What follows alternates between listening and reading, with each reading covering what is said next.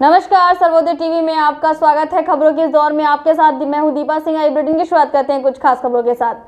पलवल के हुड्डा सेक्टर 2 स्थित गुरु गोरखनाथ अस्पताल में अपना ब्लड बैंक के सहयोग से एक रक्तदान शिविर का आयोजन किया गया। इस रक्तदान शिविर को आयोजित करने का उद्देश्य थैलेसीमिक बच्चों की मदद करने का रहा। दरअसल गुरु गोरखनाथ अस्पताल के संचालक डॉक्टर सुरेश कुमार द्वारा थैलेसीमिक बच्चों की मदद के लिए एक सहयोग करने की इच्छा जाहिर की गई थी। डॉक्टर सुरेश कुमार ने अपना ब्लड बैंक के संचालक डॉक्टर प्रशांत गुप्ता से रक्तदान शिविर लगाने के लिए आमंत्रित किया। इस रक्तदान शिविर में लगभग 25 महिला और पुरुषों ने बढ़ चढ़कर भाग लिया।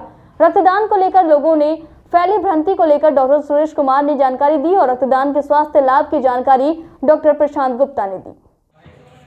सर, आज रक्तदान कैंप का आयोजन किया गया है, कहाँ किया गया और लगभग अब तक कितने यूनिट इसमें आ चुका है? मेरे अस्पताल में हुआ है। ये गुरु गोरखनाथ अस्पताल है जो हुड्डा सेक्टर 2 में सैम रॉक स्कूल के पास पड़ता है। हमने जो थैलीसीमिया के ग्रस्त बच्चे होते हैं उनको बार बार खून की ज़रूरत पड़ती है। उन बच्चों के लिए हेल्प के लिए हमने यहाँ एक ब्लड बैंक कैंप का आयोजन किया गया है जो हम फ्री ऑफ कॉस्ट कर रहे हैं। और सभी लोग जितने हमारे आसपास के हैं, जो हमारे शागिर्द हैं, सबको हमने बुलाया है। स्कूल वालों को और जितने बंदों को सबसे ब्लड दिया है। और किसी गरीब को जिसको खून की ज़रूरत पड़ती है तो उसको भी खून की वजह से जान जोखिम में ना जाए। तो हम ये मैसेज देना चाहते हैं, सभी भाई ज़्यादा से ज़्यादा ब्लड डोनेट करें और इसका भागीदार बनें। ब्लड देने से कोई आपत्ति नहीं है और शरीर का अच्छा उद्धार होता है। डॉक्टर साहब, एक भ्रांति लोगों में है कि ब्लड देने से कमजोरी आती है या फिर और किसी तरह की परेशानी हो जाती है, उन सब चीज़ों के बारे में क्या कहेंगे? नहीं, ब्लड देने से कोई कमजोरी नहीं आती और ना ही किसी तरह की कोई परेशानी होती। ब्लड जितना आप देते हैं वो विदिन 24 घंटे में बनकर तैयार हो जाता है। और दूसरा ये है कि आदमी का और सर्कुलेशन अच्छा हो जाता है। शरीर में कोई किसी तरह की बीमारी कुछ तरह होता है तो ब्लड का बहाव अच्छा बन जाता है और अच्छा होता ब्लड देंगे तो शरीर के लिए हमें देना चाहिए। जो थैलेसीमिक बच्चे होते हैं सर, उनको हर 15 दिन में या महीने में ब्लड की ज़रूरत होती है, तो ऐसे में उनके लिए किस तरीके से उनकी हेल्प की जा सकती है? थैलीसीमिया के बच्चों के लिए बहुत हमारे बच्चे हैं, भविष्य हैं, तो उनको हमें सब लोगों को, बड़ी बड़ी संस्थाओं को, सबको आगे आना चाहिए। डॉक्टरों को आगे आना चाहिए, बाकी समाज सेवकों को आगे आना चाहिए और उनको एक मैसेज देना चाहिए हम बच्चों के लिए जो उनके भविष्य को बचा सकें और उनकी ज़िंदगी को बचा सकें। उनमें ज़्यादा से ज़्यादा खून की ज़रूरत पड़ती है उनको और उन्हें खून के लाइन में नहीं लगना पड़े और खून अवेलेबल होना पड़े। गुरु गोरखनाथ अस्पताल जो ज़रूरतमंद मरीज हैं या फिर ज़रूरतमंद लोग हैं, उनकी सहायता किस तरीके से करता है? गुरु गोरखनाथ अस्पताल ये सहायता करता है कि इसमें जो हम गरीबों के लिए विशेष छूट देते हैं। हमारा जो ऑपरेशन है वो हम ऑपरेशन करते हैं मात्र 16,000 रुपये में, सारे सर्जरी, हर्निया, गाल ब्लैडर, खुद की थैली में पथरी और अन्य। और एक हमने और स्कीम चलाई हुई है जो हमारे मोदी साहब ने चलाई हुई है कि बेटी बचाओ बेटी पढ़ाओ। हम बेटी बचाने के लिए और उसके मुहिम में हमारे यहाँ जो डिलीवरी से, नॉर्मल डिलीवरी से लड़की होती है, हम उसके कोई चार्ज नहीं लेते, फ्री ऑफ कॉस्ट। और उसके लिए हम एक एम्बुलेंस 5 किलोमीटर तक की फ्री सुविधा देते हैं, जिसको छोड़ने का और लाने का हमारा होता है। ये हम लोगों में मैसेज। सर, आज एक रक्तदान शिविर का आयोजन किया गया है, कहाँ किया गया और किस तरह का रेस्पॉन्स मिला है? आज गुरु गोरखनाथ अस्पताल जो कि सेक्टर 2 में स्थित है, वहाँ पे एक रक्तदान शिविर का आयोजन किया गया। डॉक्टर साहब का बड़ा उत्साह था कि जो थैलेसीमिया ग्रस्त बच्चों के लिए कुछ करें, तो जीवन बचाओ मुहिम के तहत उन्होंने आज रक्तदान शिविर का आयोजन किया और अभी तक 15 यूनिट एकत्रित हो चुकी है। छोटा टारगेट है क्योंकि हमारे पास 35 थैलेसीमिक बच्चे हैं जिनको फ्रेश ब्लड चाहिए होता है, 5 दिन पुराना। तो हम इसीलिए 20 से 30 यूनिट के छोटे छोटे कैंप्स ऑर्गेनाइज करते हैं ताकि उनको फ्रेश ब्लड मिल सके। तो उसी कड़ी में डॉक्टर सुरेश ने आज रक्तदान शिविर का आयोजन किया और थैलेसीमिया ग्रस्त बच्चों की मदद करी है।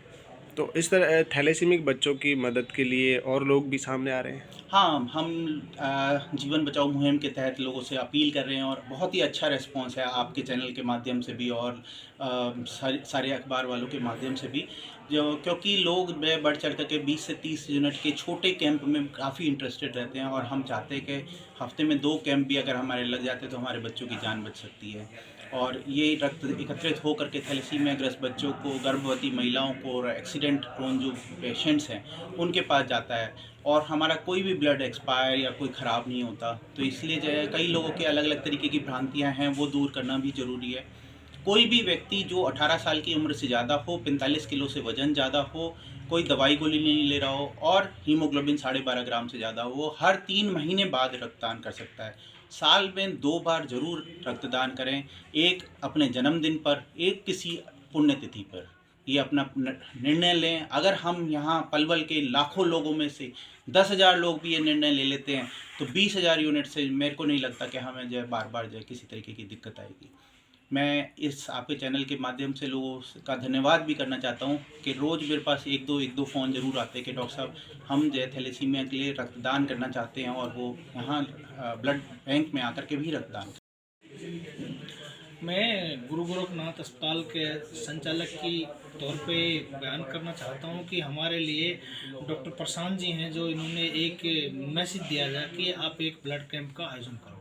तो हमने डॉक्टर साहब की सारी उनको मानते हुए एक छोटा सा कैंप लगाया है, और जो हम बच्चों के लिए इसमें पूरा भागीदारी कर रहे हैं।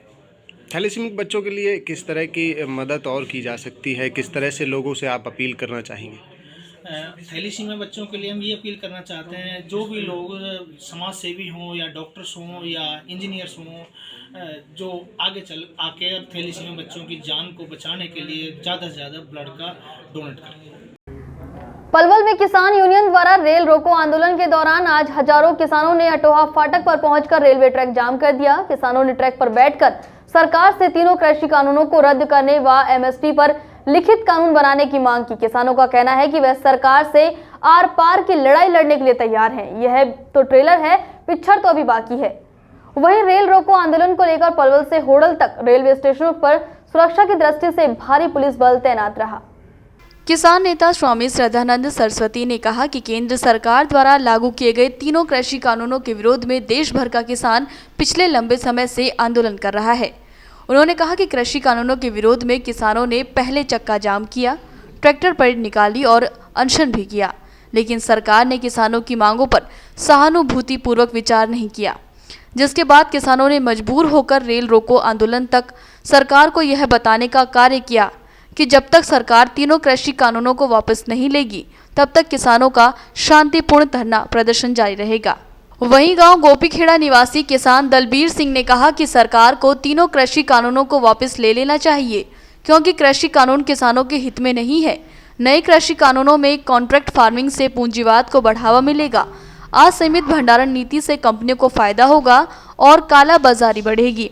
इसके अतिरिक्त एक स्टेट से दूसरे स्टेट में फसल को बेचने में भी किसानों को भारी परेशानी का सामना करना पड़ेगा। दलबीर जी, बताओगे जो आज रेलवे ट्रैक जाम किया गया है, क्या इसका मतलब किस लिए किया गया है? ऐसा है जी, हम अपने जो हमारे जो पीएम साहब हैं, हमारे जो प्रधानमंत्री जी हैं नरेंद्र मोदी जी, हम उन तक अपना दर्द पहुंचाना चाहते हैं और मीडिया के ज़रिए हम उनके पास अपना मैसेज देना चाहते हैं कि जो ये तीनों जो कानून है ये सरकार वापस ले। ये बहुत ही खतरनाक बिल हैं। हमने देखा है जी, ये कॉन्ट्रैक्ट फार्मिंग है और अनलिमिट भंडारण है, और जो है कि और एक स्टेट से दूसरे स्टेट में जो ये बिल है जो ये बहुत ही खतरनाक है। हम हाथ जोड़कर हम पीएम साहब से हम रिक्वेस्ट करना चाहते हैं कि ये तीनों बिल वापस ले सरकार और किसानों को मान सम्मान के साथ उनके घर वापस भेजे। और यही चेताना चाहते हैं हम सरकार को। हमारा बहुत ही शांतिपूर्वक आंदोलन चला हुआ है और सारे ही किसान हैं, मैं भी एक किसान का बेटा हूँ। 3 महीने होने को आ रहे हैं। ये कोई नहीं, कोई कांग्रेस का आंदोलन नहीं, कोई किसी राजनीतिक पार्टी का किसी का आंदोलन नहीं है। ये सिर्फ और सिर्फ किसानों का आंदोलन है। जैसे कि आपने देखा था कि भाई 6 तारीख को चक्का जाम किया था हमने, जो है कि एम्बुलेंस और स्कूल के बच्चों की बसें जो निकाली थी हमने, बिल्कुल हमारा अहिंसा, बिल्कुल गांधीगिरी में आंदोलन चला हुआ है। बस ये जो आज रेलवे जो जाम करी गई है, बस ये खाली हमारे पीएम साहब तक ये मैसेज पहुंचाने के लिए ये रेलवे जाम करी गई है। स्वामी जी, आज यहाँ पर जो किसानों ने रेलवे ट्रैक जाम किया है, तो इसका उद्देश्य क्या है और कैसे सरकार इतने लंबे समय से अभी किसानों की मांगों को नहीं मानती? पिछले 3 महीने से निरंतर आंदोलन चल रहा है किसानों का।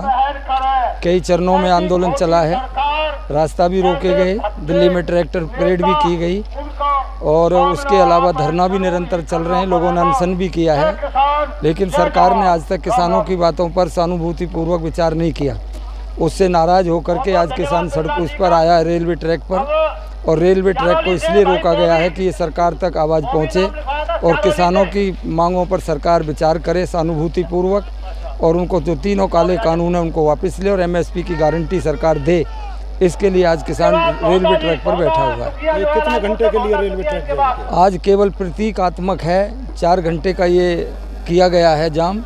अगर सरकार अब भी इस बात तक पे आनाकानी करती है, अनसुनी करती है किसानों की बातों की, तो आगे हो सकता है कि संयुक्त किसान मोर्चा और कोई निर्णय ले। उससे पहले सरकार की समझदारी इसी में है कि वो किसानों की बातों पर सहानुभूतिपूर्वक विचार करे और उनकी मांगों को पूरा करे। हरियाणा योग परिषद एवं हरियाणा स्कूल शिक्षा परियोजना परिषद के संयुक्त तत्वावधान में पलवल के नेताजी सुभाष चंद्र बोस स्टेडियम में योग प्रशिक्षण शिविर का आयोजन किया गया।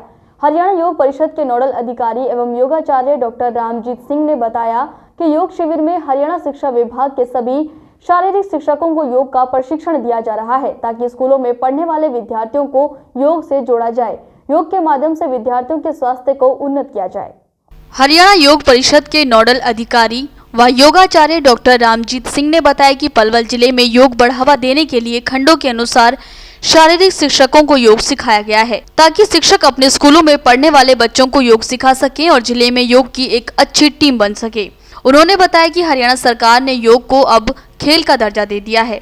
विद्यार्थी योग को खेल के रूप में भी अपनाएं। शिविर के माध्यम से शिक्षकों को योग, आसन, प्राणायाम, षष्ठकर्म, ध्यान के बारे में सिखाया गया। उन्होंने बताया कि हरियाणा सरकार योग को बढ़ावा दे रही है। अब समय अच्छा आने वाला है और योग घर घर तक पहुंचने वाला है। शारीरिक शिक्षा से जुड़े हुए जितने भी अपने ज़िले के शारीरिक शिक्षक हैं, उन सबको हरियाणा योग परिषद की तरफ से सर्व शिक्षा अभियान के तहत जो ट्रेनिंग दी जा रही है, उसका मुख्य लक्ष्य ये है कि विद्यार्थियों को योग से जोड़ा जाए, उनके स्वास्थ्य को उन्नत किया जाए और योग में एक अच्छी टीम हर सरकारी विद्यालय में बने जो योग के सभी कार्यक्रमों में भाग ले। जैसे योगासन को खेल का दर्जा दिया गया है, वहाँ बच्चे खेल के रूप में भी इसे अपनाएं, स्वास्थ्य के लिए भी अपनाएं। 21 जून का जो अंतर्राष्ट्रीय योग दिवस अब आगे आएगा, उसके लिए तैयारी करें। तो इसमें कुछ आसन, कुछ प्राणायाम, कुछ षटकर्म, कुछ ध्यान, इस तरह का प्रशिक्षण दिया है और लगता है कि अब अच्छा समय आने वाला है और घर घर योग पहुंचने वाला है। शारीरिक शिक्षा से जुड़े हुए जितने भी अपने ज़िले के शारीरिक शिक्षक हैं, उन सबको हरियाणा योग परिषद की तरफ से सर्व शिक्षा अभियान के तहत जो ट्रेनिंग दी जा रही है, उसका मुख्य लक्ष्य ये है कि विद्यार्थियों को योग से जोड़ा जाए, उनके स्वास्थ्य को उन्नत किया जाए और योग में एक अच्छी टीम हर सरकारी विद्यालय में बने जो योग के सभी कार्यक्रमों में भाग ले। जैसे योगासन को खेल का दर्जा दिया गया है, वहाँ बच्चे खेल के रूप में भी इसे अपनाएं, स्वास्थ्य के लिए भी अपनाएं। 21 जून का जो अंतर्राष्ट्रीय योग दिवस अब आगे आएगा, उसके लिए तैयारी करें। तो इसमें कुछ आसन, कुछ प्राणायाम, कुछ षटकर्म, कुछ ध्यान, इस तरह का प्रशिक्षण दिया है और लगता है कि अब अच्छा समय आने वाला है और घर घर योग पहुंचने वाला है। Lifeline charitable blood bank thalassemic बच्चों के लिए वरदान साबित हो रहा है। इस ब्लड बैंक में थैलेसीमिक बच्चों को निःशुल्क रक्त दिया जाता है, जिससे कि थैलेसीमिक बच्चों को कहीं भी भटकने की जरूरत नहीं होती।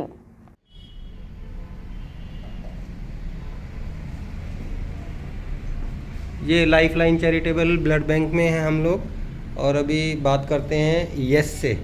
यस बेटा, आप कौन सी क्लास में पढ़ते हैं? 10th। आज ब्लड बैंक में किस लिए आए हैं बेटा? ब्लड लेना था। ब्लड लेने के लिए। तो आपको कब ब्लड ट्रांसफ्यूजन की ज़रूरत पड़ती है? 15 डेज में।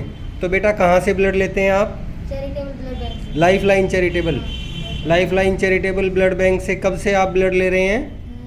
लॉकडाउन से। लॉकडाउन से आप यहाँ से ले रहे हैं। इससे पहले कहाँ से लेते थे बेटा? दिल्ली से। दिल्ली से लेते थे? Red cross. रेड क्रॉस से। तो आपको तो बड़ा दूर पड़ता था पलवल से दिल्ली जाना, वहाँ ट्रांसफ्यूज कराना, तो आपके लिए आसान हो गया है अब यहाँ पलवल में ही आपको ब्लड की व्यवस्था हो जाती है और यहीं पर ही ट्रांसफ्यूजन हो जाता है। तो आप यहाँ की लाइफलाइन चैरिटेबल ब्लड बैंक की सर्विसेज से बेटा खुश हैं? चलो थैंक यू। ये अभी हम यस की मम्मी से बात करते हैं। तो मैडम आप पहली बार आए हैं ब्लड बैंक में ब्लड लेने के लिए बच्चे के लिए? पहले भी आ चुके हैं। तो आपको टाइमली यहाँ से ब्लड मिलता रहा है लाइफलाइन चैरिटेबल ब्लड बैंक से? तो आप क्या कहना चाहेंगे ब्लड बैंक के बारे में? बहुत अच्छा है, ये टाइम से ब्लड मिल जाता है। अच्छा, आपको काफ़ी सपोर्ट मिलती है यहाँ से, ठीक है। तो अभी यस आपके लिए एक छोटा सा गिफ्ट ब्लड बैंक की तरफ से।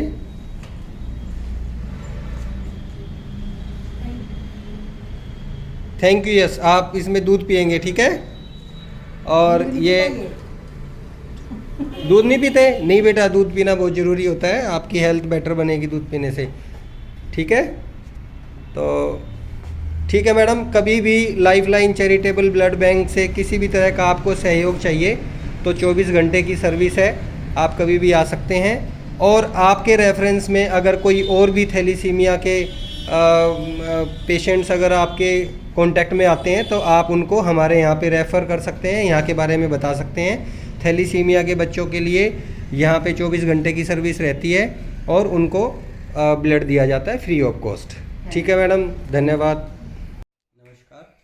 जैसा कि आपने देखा अभी यस नाम का जो ये थैलीसीमिया से ग्रस्त बच्चा है, तो इनको 15 दिन में ब्लड ट्रांसफ्यूजन की ज़रूरत पड़ती है और लाइफलाइन चैरिटेबल ब्लड बैंक की तरफ से उनको फ्री ब्लड दिया जाता है। जैसे कि मैं आपको बताना चाहूँगा कि स्टार्टिंग से ही 20 फरवरी 2018 में लाइफलाइन चैरिटेबल ब्लड बैंक की शुरुआत हुई। उसी टाइम से थैलीसीमिया के जितने भी बच्चे हमारे पास ब्लड लेने आते हैं उन सबको फ्री ऑफ कॉस्ट ब्लड दिया जाता है। लॉकडाउन में भी हमने बहुत सारे ऐसे बच्चों की हेल्प की। दिल्ली और एनसीआर में ब्लड की शॉर्टेज होने की वजह से इतनी दूर से जो हमारे पास थैलीसीमिया के कुछ पेशेंट्स ब्लड लेने के लिए आए, उन सबको ब्लड दिया गया, फ्री ऑफ कॉस्ट दिया गया। अगर मैं बात करूं तो 1 जून के महीने में ही हमने लगभग 37 पेशेंट्स को यहां से फ्री ऑफ कॉस्ट ब्लड दिया। तो दूसरा मैं आपको बताना चाहूँगा कि सचिन हॉस्पिटल पलवल में मैं थैंक्स भी करना चाहूँगा डॉक्टर सचिन का कि वो इन सब बच्चों को फ्री ऑफ कॉस्ट ट्रांसफ्यूजन की फैसिलिटी प्रोवाइड करते हैं। तो और मैं ये गुजारिश भी करना चाहूँगा सब लोगों से कि वो इस मुहिम में हम हमारा सहयोग करें, ब्लड बैंक में आके रक्तदान करें, इन थैलीसीमिया के बच्चों की लाइफ को एक्सटेंड करें और ज़्यादा से ज़्यादा रक्तदान शिविर का आयोजन करें।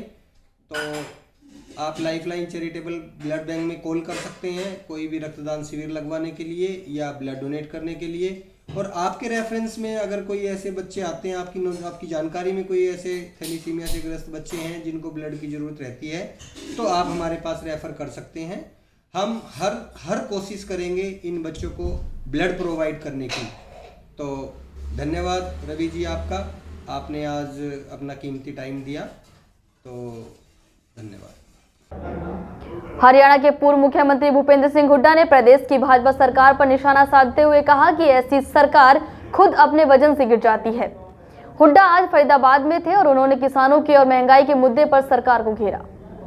हुड्डा ने कहा कि सरकार को किसानों से बात करनी चाहिए। किसान पिछले 3 महीनों से धरने पर बैठे हैं, अपना घर बार छोड़कर वह घरों से दूर हैं, लेकिन सरकार उनकी सुन नहीं रही। उन्होंने कहा कि सरकार को किसानों से बात करनी चाहिए और उनकी मांगें मान लेनी चाहिए। हुड्डा ने पेट्रोल और डीजल की लगातार बढ़ती कीमतों पर भी बीजेपी सरकार पर वार किया और कहा कि कांग्रेस के समय में कीमतें काफ़ी कम थी, डीजल पर और पेट्रोल पर टैक्स बेहद कम था, लेकिन आज लोग महंगाई की मार से त्रस्त हैं। अमीर और गरीब के बीच की खाई बढ़ती जा रही है। गरीब आदमी के लिए 2 वक्त की रोटी का जुगाड़ करना भी मुश्किल हो चला है। उन्होंने कहा कि किसानों की फसल उगाने की लागत बढ़ रही है, बीज महंगा हो रहा है, यूरिया भी महंगा है और आमदनी घटती चली जा रही है। यह ठीक नहीं है। सरकार को आगे बढ़कर किसानों से बात करनी चाहिए और उनकी मांगे स्वीकार कर लेनी चाहिए। अभय चौटाला के इस्तीफा दिए जाने पर उन्होंने कहा कि आम जनता की आवाज़ सरकार तक पहुंचाने के लिए केवल 2 मंच हैं, एक असेंबली और दूसरा पार्लियामेंट। लेकिन अभय चौटाला असेंबली से पीठ दिखाकर भाग आए और इस्तीफा दे दिया। वह दरअसल अपनी खोई हुई राजनीतिक जमीन तलाशने की कोशिश कर रहे हैं। आज फरीदाबाद पहुंचे हो, किसानों का लगातार जो है वो धरने जारी हैं, क्या कहना चाहेंगे? देखिए, बहुत लंबा आंदोलन हो गया। मेरा सरकार से आग्रह है, इनसे वार्तालाप शुरू करें और इसका समाधान निकालें, किसानों की बात माने, ताकि किसान इतने दिनों से अपने घर से बाहर बैठा है, अपने घर जाके अपना काम संभालें। आज रेलवे ट्रैक जाम किया है, कई जगहों पर प्रदेश में रेलवे ट्रैक जाम हो रहे हैं। सरकार कह रही है कि हम बातचीत कर रहे हैं, लेकिन समाधान होता हुआ नजर नहीं आ रहा। बातचीत से समाधान निकलेगा, बातचीत करके जो किसानों की बात मानने से समाधान निकल जाएगा। लेकिन सरकार ये कह रही है कि हम बातचीत करने को तैयार हैं, किसान कह रहे हैं हम बातचीत करने को तैयार हैं। पहल करेगा कौन? सरकार करेगी। सब लगातार जो महंगाई बढ़ रही है, जिस तरह के हालात हो गए हैं, पेट्रोल की, अगर पेट्रोल और डीजल की कीमतों की बात करें, जिस तरह के हालात हुआ करते थे, आपके समय में बड़ा होहल्ला मचाने वाले लोग आज तर्क देते नजर आते हैं, 70 सालों की बात करते हैं। देखिए, ये जो जिस हिसाब से महंगाई बढ़ रही है, ये गरीब आदमी के लिए बड़ा मुश्किल हो गया, मध्यवर्गीय लोगों के लिए भी बड़ा मुश्किल जीवन हो गया। और ये पिछले 5-6 साल में अमीर और गरीब में बहुत अंतर आ गया। गरीब गरीब होता जा रहा है, अमीर अमीर होता जा रहा है। तो ये कहीं ना कहीं उनको सोचना चाहिए। आज जिस प्रकार से किसान की लागत बढ़ रही है, डीजल की कीमत देख लो, खाद की देख लो, पेस्टिसाइड की देख लो। हमारे समय में किसी चीज़ पर टैक्स नहीं था, डीजल भी पूरे देश में सबसे सस्ता था। आज डीजल कहाँ पहुँच गया? लागत के हिसाब जो है लागत बढ़ रही है, आमदनी घट रही है और महंगाई बढ़ रही है। इसके ऊपर अंकुश लगाना। अविश्वास प्रस्ताव ला रहे हैं सर विधानसभा में, आप क्या सरकार को गिराना चाहते हैं, क्या है? देखिए, अविश्वास प्रस्ताव लाना, क्योंकि ये सरकार जो है लोगों का विश्वास खो चुकी है, विधायकों का भी विश्वास खो चुकी है। क्योंकि 2 तो जो इंडिपेंडेंट विधायक थे, समर्थन कर रहे थे, वो वापस हो गए। और जो इनके विधायक रोज बयान दे रहे हैं, तो हम अविश्वास प्रस्ताव लाएंगे। जो लोग बयान दे रहे हैं वो उनके वर्तमान चेहरा भी बेनकाब होगा, असलियत क्या है उन लोगों के सामने आएगी। लगातार सरकार ईडी की कार्रवाई शुरू हो गई आपके खिलाफ, तो लगातार सरकार शिकंजा कस रही है, सरकार दिखाना चाह रही है कि किसी तरह आपको डरा पाए। डरेंगे आप? मैं ऐसे परिवार में पैदा हुआ, डर किस बात है? अंग्रेजों से नहीं डरे।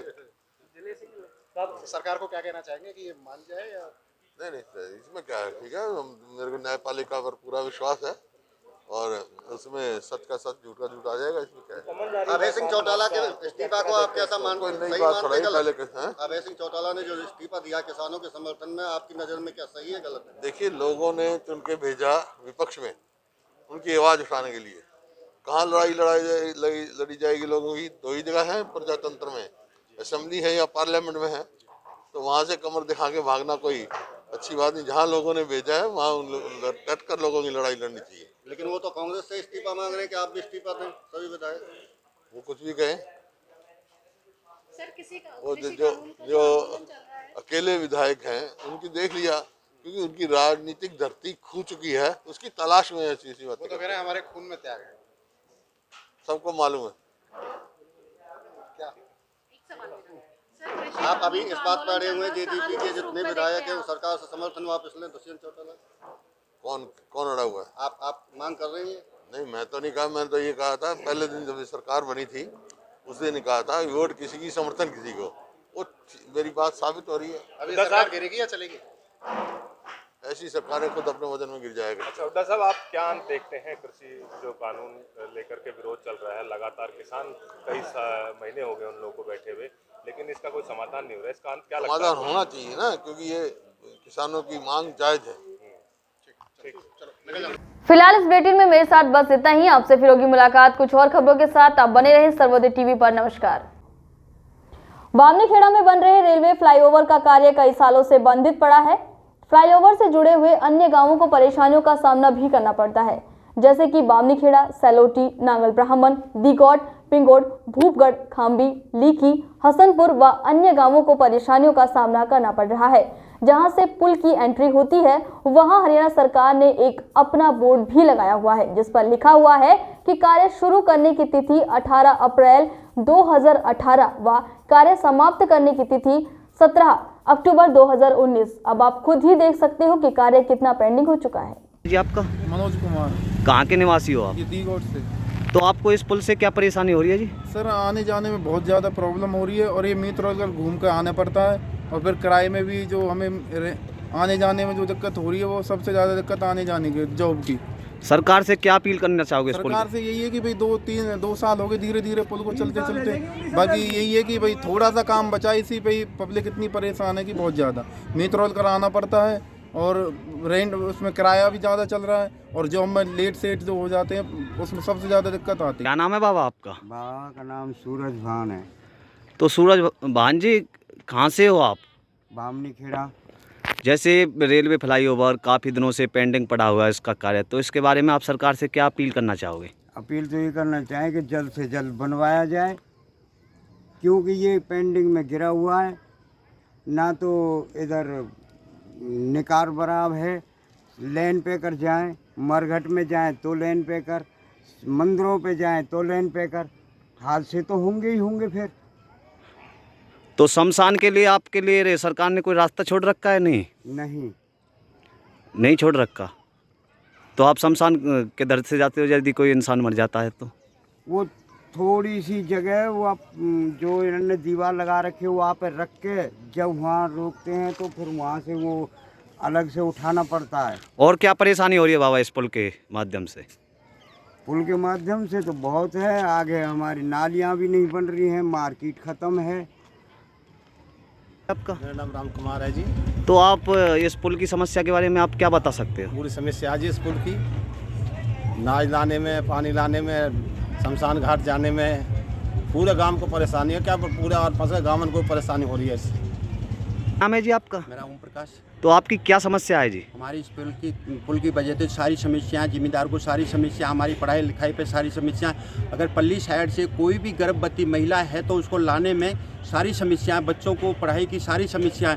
पल्ली साइड के बच्चे इधर नहीं आ सकते, किसी स्कूल में जाना है तो वो नहीं आ सकते। अगर हमारे गांव की सारी ज़मीन उधर है, जो भी हमारे गांव के मरेठा हैं वो भी उधर हैं। अगर कोई भी बुजुर्ग मर जाता है तो उसके साथ जाने में हमारे बुजुर्गों को बहुत परेशानी हो जाती है और उसको ले जाने में भी हमारे यहाँ समाज को बहुत परेशानी है। नहीं तो कोई रास्ता रेलवे ने और रोड भी बंद कर दिया और पुल का जो टाइम है वो 1 साल का था, वो पूरा हो चुका है। उसके बाद में भी 2-3 साल होने को हो रहे हैं तो लेकिन अभी तक पुल पे कोई नहीं है, ना गवर्नमेंट कोई सुनाई दे रहा है। कितने दिनों से बंद पड़ा है पुल? ये पुल तो 3 साल से बंद पड़ा है। का तो बाबा जैसे आप पुल की समस्या को लेकर खड़े हो तो आपको क्या समस्या है? ये समस्या है आने जाने की।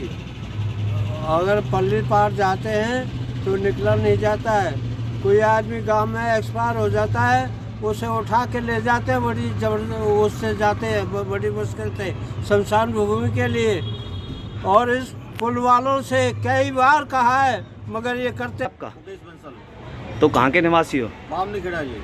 आप इस पुल के बारे में कुछ बताना चाहोगे? इस पुल का निर्माण 2017 में हुआ था मार्च में। इसको 35 महीने हो गए। अभी तो अभी कितना टाइम लगा कोई पता नहीं है। इससे मार्केट बिल्कुल डाउन पड़ी है। सरकार से क्या अपील करना चाहोगे? सरकार से अपील करना चाहता हूँ अभी जो इसका चलने का बारिश किया जाए।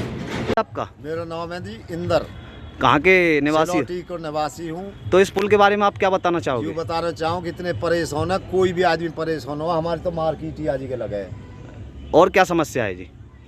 हमारे पिसाई आज के हो गए, दरोतीन में दोते यहाँ खिंचे, लत्ता यहाँ खरीदें, नमक मिर्च यहाँ खरीदें, बालक बीमार भेजा तो उन्होंने यहाँ लिया में खेरे में सबकी परेशानी है। सबकी परेशानी। तो सरकार से क्या अपील करना चाहोगे? हम तो ये करना चाहें कि जो 10 दिन में हो 2 दिन में हो सकता। नरदेव। तो नरदेव जी आपको क्या परेशानी आ रही है इस पुल चालू ना होने से? अरे सबरी परेशानी है। अब जो बता यार फूस की दिक्कत, अब कटाई गेहूँ की दिक्कत, दी घोट कर घूम के आना पड़े। कोई मर जाए तो दी घोट के कर घुमाए के ऊपर ने ले जाए। 10-10 आदमी यहाँ ते लाह से उठामे परे को। तो गिरिराज जी जैसे बामनी खेड़े का फ्लाईओवर रेलवे का बंद पड़ा हुआ, तो इसके बारे में आप कुछ कहना चाहोगे? यही 17, 10, 19 लगा रखे बोर्ड तो पूरा करने का, अब तक पूरा होना है, बस झूठ चल रही है ना बस। तो सरकार से क्या अपील करना चाहोगे? सरकार तो ये कार्य पूरा करें, शमशान घाट में रास्ता भी ना है। तो कहाँ से ले जाते हो? आधा 10-20 हज़ार घर ले जाओ, खाटू ले जा, ले जाना कहाँ है, कहाँ ले जाए। क्या नाम है दादी आपका? नथिया। तो दादी, जैसे फ्लाईओवर का कार्य बंद पड़ा हुआ है, तो आप सरकार से क्या अपील करना चाहोगे? भैया सब परेशान हैं, यहाँ सब जितने भी बालक थे, बच्चे थे, सब परेशान हैं। अब यह चला क्यों ना रहे? काफ़ी दिन से पेंडिंग पड़ा हुआ है, तो और सरकार से क्या अपील करना चाहोगे? हाँ, या चलवा में सरकार वाले। तो आपका शमशान घाट भी है, तो आप मंदिर भी है, तो कैसे जाते हो आप? कैसे जाएं? बड़ी मुश्किल से निकल के जाएं। रास्ता नहीं है क्या वहाँ? रास्ता है ही ना। दादी आपका क्या नाम है? इंदिरा। तो इंदिरा दादी, ये आप कैसा महसूस कर रहे हैं जैसे पुल चालू नहीं हो रहा? भैया चालू करवाओ यार, यही चाहते कि पुल चालू हो जाए, परेशान है लोग बाग। दादी आपका क्या नाम है? गीता है मेरा नाम। तो दादी, जैसे पुल चालू नहीं हो रहा, तो आप सरकार से क्या अपील करना चाहोगे? भैया हम तो यह अपील करें, खेत के यार को जान यार फुसलाने बड़ी परेशानी हुई हमें, तो फाटक पे रास्ता ही ना बिल्कुल भी। और क्या परेशानी होती है? अब ये परेशानी है मंदिर वंदिर जाने के लिए। जैसे आप नार फूस लेने जाते हो, तो किस तरीके से जाते हो? परेशानी से निकल के जाए, को निकारी ना, कभी गड्डी न रखे हैं वहाँ, कभी न्यारा रखे हैं वहाँ। मैं जी आपका? मेरा नाम भाई राहुल भगत जी है। तो राहुल जी, जैसे ये फ्लाईओवर का काम पेंडिंग पड़ा हुआ है, इसके बारे में आपकी क्या प्रतिक्रिया है? ये 3-4 साल से पेंडिंग चल रहा है काम, और यहाँ पे हमारे खेत वीत कई हैं, और नाज पानी लाने में दिक्कत हो रही है, और यहाँ पे हमारा कब्रिस्तान भी है, शमशान घाट बोलते हैं जिसको। तो जैसे कोई ले जाते हैं तो दिक्कत आ रही है। यहाँ पे दीवार कर दी उन्होंने, फ्लाईओवर वालों ने, क्योंकि ये यहीं कर ही जाएंगे, ऊपर कर ही ये बोल रहे हैं। और मेरी सरकार व भारत सरकार से ये अपील है, इस फ्लाईओवर को जल्द से जल्द चालू किया जाए, क्योंकि किसी भी तरीक़ा की परेशानी नहीं हो। तो आप जैसे अपना खेत का कार्य करते हो, तो वो आपको सामान किधर से लाना पड़ता है? वो हम दीघोट से घूम कर आते हैं ना। दीघोट कितनी दूर पड़ता है यहाँ से? दीघोट यहाँ से पहले तो आप 6 किलोमीटर आगे जाओ, 6 किलोमीटर फिर घूम के ये मीतरौल कर जो कट दिया हुआ है मीतरौल पे फ्लाईओवर पे से, वहाँ से सीधा आप दीघोट की तरफ आएंगे तो यहीं उतरेगा वो आए के। यहाँ से सीधा नॉर्मल 10-15 किलोमीटर की रफ्तार, 10-15 किलोमीटर की दूरी पर है। तो सरकार से क्या अपील करना चाहोगे? मेरी सरकार से यही अपील है, इस फ्लाईओवर को भी जल्दी से जल्दी चालू किया जाए, क्योंकि हमारे स्कूल के बच्चे भी हैं, जो कि 2-3 स्कूल हैं यहाँ पे, 50 गांव जुड़ रहे हैं। लोकल जो भी गांव है हमारे 50 गांव जुड़ रहे हैं, उनको भी परेशानी हो रही है, बार बार मार्केट वालों को भी परेशानी हो रही है। मेरा नाम संतराम प्रधान है। कहाँ के निवासी हो? बामनीखेड़ा। जैसे फ्लाईओवर बंद पड़ा हुआ, तो इसके बारे में आपकी क्या प्रतिक्रिया? इसकी प्रतिक्रिया हमारी ये है कि यहाँ बहुत गलत काम हो रहा है, कई साल से पेंडिंग पड़ा हुआ है काम, कई साल से, जबकि यहाँ 15-20 गांवन को इतने परेशानी है कि आना जाना बहुत सब कुछ बंद हो रहा है। तो सरकार से और अपील क्या करना चाहोगे आप? अपील ये करना चाहेंगे जल्दी जल्दी हमारा काम पूरा करें। तो जैसे आपका खेती बाड़ी सारा काम उधर से पल तरफ से ही है। आपके शमशान और मंदिर भी है इधर? शमशान भी है, मंदिर भी है, सब कुछ उधर ही है पल तरफ। मैं बाबा आपका? मेरा नाम शंकरलाल, निवासी बामनीखेड़ा। जैसे फ्लाईओवर का कार्य धीमी गति से चल रहा है, तो इसके बारे में आपकी क्या प्रतिक्रिया है? धीमी गति से नहीं, बिल्कुल बंद है, काफ़ी दिनों से बंद है। और हम जितने भी हैं, जिनके हमारे खेत लाइन से परली पार हैं, वो इतने दुखी हैं वास्तव में कि पिछली बार भी हमने पता नहीं फसल कैसे कैसे ढोई थी, और इस बार भी कोई आशा नहीं है कि ये फसल आने तक ये पुल तैयार होगा। तो मेरी तो यही प्रार्थना है प्रशासन से कि भाई इस पुल को निर्माण जल्दी से जल्दी करा करके, जो क्षेत्र में यहाँ पर व्यापार भी ठप्प है, सारी चीज़ें ठप्प हैं, बाहर के लोग बीमार भी हो जाते हैं, जिनको मार्केट से सामान भी खरीदना होता है वो आ नहीं पाते। और सरकार से क्या अपील करना चाहोगे? सरकार से हमारी यही अपील है कि मतलब सरकार यहाँ की समस्या पर ध्यान दें और पुल का निर्माण जल्दी से जल्दी करने की कृपा करें। राजेंद्र शर्मा। जैसे फ्लाईओवर का काम धीमी गति से चल रहा है, तो इसके बारे में आप क्या कहना चाहोगे? बहुत परेशान है जी, इतने परेशान है कि हमारे गांव में कोई मौत हो जाती है तो हमें दीघोट कर ऊपर लाने पड़ते हैं। ठीक है जी, बहुत ज़्यादा परेशानी हो रही है, बहुत ही ज़्यादा परेशानी। इधर ये सुखरा रोड बना दिया है, नाली सुखरी बना दी है, जनता को आने जाने में बहुत परेशानी हो रही है। और सरकार से क्या अपील करना सरकार से यही अपील है कि जल्दी से जल्दी इस काम को किया जाए और रास्ता चौड़े किए जाएं, जो साइड में जो रास्ता है इधर उधर, और जगह सरकार ने स्कूल की तरफ जगह छोड़ दी, इधर घरन की तरफ जगह छोड़ दी, इस चौड़ा रास्ता किया जाए और नाली को ढंग से तैयार किया जाए। हाँ, जो ये पुल बना है, पुल के साथ साथ में जो नाली बनाई है, 4 फुट की नाली है ये गवर्नमेंट से पास, और कहीं 1.5 फुट है, कहीं 2 फुट है, कहीं 3 फुट है, और बहुत ही ज़्यादा परेशानी हो रही है। और हमारे जो अगर मौत हो जाती है, दीघोट वाले ऐतराज़ करते हैं, ऊपर ले जाने में भी, लाने में भी बहुत परेशानी हो रही है। जय हिंद। समय जी आपका? मेरा नाम सतवीर और सोनू समाज सेवी बामनी खेड़ा है। सतवीर जी, जो ये रेलवे फ्लाईओवर ये पेंडिंग में चल रहा है, ये आप इसके बारे में कुछ कहना चाहते हो? मैं तो यही कहूँगा, जब इस फ्लाईओवर पर चढ़ते हैं तो वहाँ पर सरकार ने एक बोर्ड लगाया हुआ है। उस बोर्ड पर लिखा है कि इस फ्लाईओवर की कार्य करने की तिथि है, शुरू करने की जो फ्लाईओवर की तिथि थी वो थी 18/4/2018, और कार्य समाप्त करने की तिथि थी उस पर 17/10/2019। कहने का मतलब 1.5 साल के समथिंग ये फ्लाईओवर का कार्य समाप्त हो जाना चाहिए। आज मैं आपको बता सकता हूँ, फरवरी 2021 चल रही है। देख सकते हो आप, 2-3 साल से कार्य पेंडिंग है। यहाँ से कम 50-60 गांव हमारे इस फ्लाईओवर से जुड़ते हैं। सभी गांव वालों को परेशानी हो रही है। इधर हमारे गांव के कुछ लोगों के खेत भी हैं, तो उनको जो भी खेत का कार्य करना पड़ता है वो यहाँ से कम 3-4 किलोमीटर मीतरौल कट है, वो दीघोट कर ही घूमकर अपना खेतों का कार्य करते हैं। हमारे गांव का जो शमशान घाट है वो भी रेलवे लाइन पार है। तो हम यदि शुक्र करें कि यदि कोई हादसा हो जाता है तो सरकार ने एक छोटी सी रास्ता छोड़ रखा है, नीचे आप देख सकते हो, उससे हम शमशान में अपने मुर्दे को ले जाते हैं। तो मेरी सरकार से बार बार यही अपील है कि इस फ्लाईओवर के कार्य को जल्द से जल्द समाप्त किया जाए, ताकि ग्रामीणों को कोई परेशानी ना हो, और जो ये हमारे 50-60 गांव जुड़े हुए हैं इस फ्लाईओवर से, उनको भी परेशानी से सामना ना करना पड़े। धन्यवाद।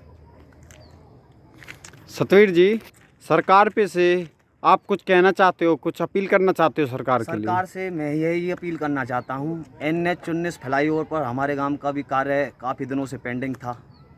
हमने मीडिया के माध्यम से, अखबार के माध्यम से, सभी प्रकार के माध्यमों से हमने अपनी बातों को आगे तक पहुंचाया था, और मीडिया वालों ने हमारी बातों को सरकार तक पहुंचाया। हम मीडिया वालों का भी धन्यवाद करते हैं कि हमारा NH-19 का फ्लाईओवर एक लेन जो पलवल से मथुरा तक जाती है वो चालू हो गई है, और जो मथुरा से दिल्ली जाती है वो 1-2 दिन में चालू हो जाएगी। तो मेरी सरकार से यही अपील है कि इस पुल का कार्य भी शुरू होना चाहिए जल्द से जल्द। पलवल के सरकारी स्कूल में अमर जवान शहीद स्मारक पर पलवल ITI कॉलेज की NCC टीम द्वारा सफाई अभियान चलाया गया। इस दौरान टीम द्वारा शहीद स्मारक के प्रांगण व पार्क में सफाई की गई। पलवल के सरकारी स्कूल में अमर जवान शहीद स्मारक पर पलवल ITI कॉलेज की NCC टीम द्वारा सफाई अभियान चलाया गया। इस दौरान टीम द्वारा शहीद स्मारक के प्रांगण व पार्क में सफाई की गई। नाइट सूबेदार अशोक कुमार ने बताया कि जब भी जवान सेना में भर्ती होते हैं तो उन्हें यह सिखाया जाता है कि जहां पर शहीद स्मारक होता है वहां पर जाकर सबसे पहले देश के लिए शहीद होने वाले जवानों को सलाम करना है और उनके बाद वहां की सफाई करनी है। उन्होंने आज ITI पलवल कॉलेज के NCC के कैडेट्स के साथ उनके द्वारा यहां पर सफाई अभियान चलाया। उन्होंने कहा कि उनके द्वारा NCC के कैडेट्स को प्रशिक्षण के दौरान यह सिखाया जाता है कि शहीद स्मारकों पर साफ सफाई रखनी चाहिए। क्या नाम है जी आपका? मेरा नाइट सूबेदार अशोक कुमार। सूबेदार जी, जो पलवल के जो अमर जवान शहीद स्मारक स्थल पर आज आपकी तरफ से एक सफाई अभियान चलाया गया, तो ये प्रेरणा आपको कैसे मिली और किस तरह से इसका काम किया जा रहा है? ये प्रेरणा हमारे जब हम भर्ती होते हैं तो हमारे को सिखाया जाता है कि जब भी कहीं भी कोई शहीद स्मारक होता है तो वहाँ पर जाना है और उसको सलाम करना है और वहाँ पर साफ सफाई करना है। जिस प्रकार हमारे पास NCC के कैडेट होते हैं तो हम NCC के कैडेटों को लेकर जाते हैं और वहाँ पर एक जागरूकता अभियान के तौर पर बच्चों को सिखाया जाता है कि शहीद स्मारक के पास चलना है, वहाँ पर साफ सफाई रखना है, कहीं पर भी गंदगी ना हो, ताकि समाज से आने वाले कोई भी व्यक्ति उस चीज़ को देखे और वहाँ पर कोई गंदगी न फैलाए, बच्चों से शिक्षा ले। इसलिए हम इन बच्चों को प्रशिक्षण देते हैं हमेशा साफ़ सफाई के लिए और हमेशा जो शहीदों के स्मारक होते हैं उनको सलाम करने के लिए। क्या इसके लिए कोई विशेष दिन भी चुना जाता है या ये आपके ट्रेनिंग का हिस्सा है? ये एक प्रकार का ट्रेनिंग का हिस्सा भी है। बाकी इसके लिए समय समय पर इनका जो विशेष शहीद दिवस होता है उस पर इनके ऊपर और अच्छी तरह से इनकी फूल मालाओं से सम्मानित किया जाता है बाकी जैसे हमारा एनसीसी कभी भी कैडर चलता है तो उस दौरान हम एनसीसी कैडेटों को इनकी प्रेरणा के बारे में, इनको शहीदों के बारे में ज्ञान देते हैं, इनको बताते हैं इनके सम्मान के लिए, और इनको सिखाया जाता है कि कहीं भी शहीद स्मारक होता है तो वहाँ पर हमने साफ़ सफाई रखना चाहिए, गंदगी नहीं फैलाना चाहिए, उनका मान सम्मान रखना चाहिए और हर नागरिक को यही बात समझाना है। सामान्य अस्पताल पलवल में उप सिविल सर्जन का पदभार संभालने के बाद डॉक्टर लोकवीर ने स्वास्थ्य सेवाओं को लेकर कर्मचारियों को जरूरी दिशा निर्देश जारी किए। सब आज हॉस्पिटल चार्ज संभाला है तो किस तरह से अब आगे का रहेगा, हॉस्पिटल में किस तरह की नई गतिविधियां होंगी, कई सारी चीज़ों की जो दिक्कत चल रही थी हॉस्पिटल में उनको किस तरह से दूर करने की प्लानिंग की जाए। मैं आपको बताना चाहता हूं कि मैंने 12 फरवरी को एज इंचार्ज यहाँ पर ज्वाइन कर लिया था सिविल हॉस्पिटल पलवल में, और उसके बाद से ही मैंने उसी दिन भी राउंड लिया था और आज कल भी राउंड लिया और आज भी राउंड लिया है। हॉस्पिटल के राउंड लेने में काफ़ी जगह तो ठीक मिला है, लेकिन जो दिक्कतें आ रही हैं जो आपने बता रहे हैं वो दिक्कतों का भी मैंने बाकायदा कंसर्न एम्प्लॉय जो इंचार्जेज हैं उनको बुला के उसके निस्तारण के लिए बाकायदा एक प्लानिंग की है। आज मैंने ब्लड बैंक का, लैब का और जो नई एडवांस ओटी बन रही है उसका, साथ में अन्य विभागों का भी मैंने दौरा किया था, जैसे कि एसएनसी और लेबर रूम। एसएनसी में भी कुछ प्रॉब्लम आई थी, उन्होंने बताया था वहाँ के स्टाफ ने कि कई बार परेशानियाँ हो जाती हैं, दवाई की परेशानी होती है, तो उसका भी है कोई फाइल वर्क है तो वो भी मैंने देखा था। इसी तरह लेबर रूम का भी कुछ थोड़ा था और दवाइयों का जैसे बता रहे हैं मैंने उसके बारे में बाकायदा विधिवत एक प्लानिंग की है, जिसके बारे में भविष्य में मरीजों को इस प्रकार की दिक्कतों का सामना नहीं करना पड़ेगा। डॉक्टर साहब, काफ़ी पिछले लंबे समय से रेबीज के इंजेक्शन ख़त्म है हॉस्पिटल में, इसको लेकर बार बार लोगों की तरफ से अधिकारियों को अवगति कराया गया, आपसे पहले जो अधिकारी थे उनको भी जानकारी दी गई, लेकिन इंजेक्शन नहीं आए। अच्छा, मुझे इस बारे में जैसे आप बता रहे हैं इसके बारे में भी मैंने जो हमारे जो चीफ फार्मासिस्ट हैं सिविल हॉस्पिटल पलवल के, उनसे बात की है और वो इस बारे में मैं आपको विश्वास दिलाता हूँ कि भविष्य में इसके बारे में कभी भी मरीजों को कोई परेशानी नहीं होने दूंगा। एक डॉक्टर साहब, अल्ट्रासाउंड को लेके बड़ी भीड़ रहती है हॉस्पिटल में, लोग बाहर से भी अल्ट्रासाउंड कराते हैं, तो क्या इसको लेके कोई प्लानिंग है कि ज़्यादा से ज़्यादा लोगों को लाभ मिले, क्योंकि बाहर तो बहुत महंगा हो रहा है। एक्चुअली क्या है इसमें मैं थोड़ा सा इसमें मैं आपको बताना चाहूँगा कि रेडियोलॉजिस्ट की जो पोस्ट है वो सरकार द्वारा तो सैंक्शन की हुई है, लेकिन उस पर रेडियोलॉजिस्ट कोई आने को तैयार नहीं है।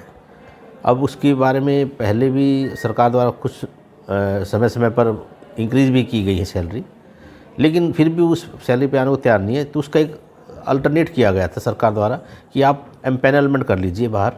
और एम्पैनलमेंट में हमने जैसे कि पता ही आपको कि हमने बाहर 2 अल्ट्रासाउंड सेंटर्स को एम्पैनल किया हुआ है और सरकार द्वारा ही निर्धारित जो पैसा है उसी पे उनको अल्ट्रासाउंड कर रहे हैं। तो मानता हूँ कि ये सरकार का इसमें जो एक्सचेकर ज़्यादा यूज़ हो रहा है, लेकिन फिर भी मरीजों को परेशानी नहीं होने दी जा रही है। मरीज़ जो भी आते हैं, जो भी अल्ट्रासाउंड डॉक्टर्स द्वारा लिखा जाता है उसको बाकायदा किया जा रहा है। मैं खुद इसको अपने पर्सनल तौर पे देख रहा हूँ, क्योंकि वो पर्चियाँ मेरे द्वारा ही साइन की जाती है बाद में। तो इस बारे में मरीजों को तो कोई परेशानी नहीं होने देंगे हम, अल्ट्रासाउंड बाकायदा होता रहेगा। तो मान लिया जाए कि अब तक जो कमियां थी वो दुरुस्त की जाएंगी? नहीं, अभी तो मैं नहीं कह सकता कि सारी दुनिया, हाँ कुछ कर रहा हूँ, लेकिन मैं आपको विश्वास दिलाता हूँ कि अगले 15-20 दिनों में आपको जो बताई गई कमियाँ सारी ये ख़त्म हो जाएंगी और मरीजों को एक अच्छे अस्पताल का हम वो सुविधाएँ देंगे, अस्पताल की अच्छी सुविधाएँ देंगे। नमस्कार, सर्वोदय टीवी में आपका स्वागत है। खबरों के इस दौर में आपके साथ मैं हूं दीपा सिंह। आई बुलेटिन की शुरुआत करते हैं कुछ खास खबरों के साथ। मोक्ष फाउंडेशन द्वारा हरियाणा के हर गांव में महिलाओं के लिए चलाए जा रहे स्वरोजगार सेंटर के 10वें सेंटर की ओपनिंग गांव लीखी में की गई, जिसमें मुख्य अतिथि के रूप में पलवल महिला थाना प्रभारी रेखा व एएसआई मुन्नी व सुनीता ने अपने कर कमलों द्वारा सेंटर का उद्घाटन किया।